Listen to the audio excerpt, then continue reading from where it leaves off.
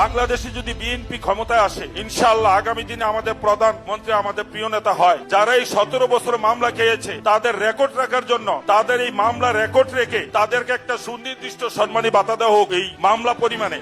আপনারা বলেছেন আমাদের যে সকল নেতা কর্মী কেস কাচারে এসে করতে পারেনি, ঠিকভাবে গড়ে তুলতে পারেনি, তাদেরকে ভাতা দিতে হবে। আপনি রাষ্ট্রীয় তহবিল থেকে নির্দিষ্ট একটি দলের কর্মীদেরকে কি করে ভাতা দিবেন? এটা কোন আইনে আপনি এটাকে জায়েজ করবেন? তাহলে একটু আগে একজন এখানে বলেছেন যে কোনো কিছু কিছু ব্যক্তি প্রতিষ্ঠান, প্রাইভেট প্রতিষ্ঠানে বিশেষ একটি দলের লোক কাজ করে, সেটা যাতে পরিবর্তন হয়, তাতে কন্ট্রাডিক্ট হচ্ছে ভাই। আমরা কি বলছি না বলছি আমাদেরকে বিবেচনা করতে হবে, তো বাস্তবসম্মত বিষয় চিন্তা করতে হবে। রাষ্ট্রীয় তহবিল থেকে আপনি নির্দিষ্ট কোনো দলের লোককে দিতে পারেন না, তাহলে তো যেই স্বৈরাচারকে আপনি বিদায় করেছেন, আমরা দেখেছি বিভিন্ন সময় খবর টবরে কিছু কিছু বেরিয়েছিল যে রাষ্ট্রীয় তহবিল থেকে তারা নিজেদের দলের লোকজনকে টাকা পয়সা দিয়ে থাকে। তাহলে তাদের আর আমাদের মধ্যে পার্থক্য নাকি?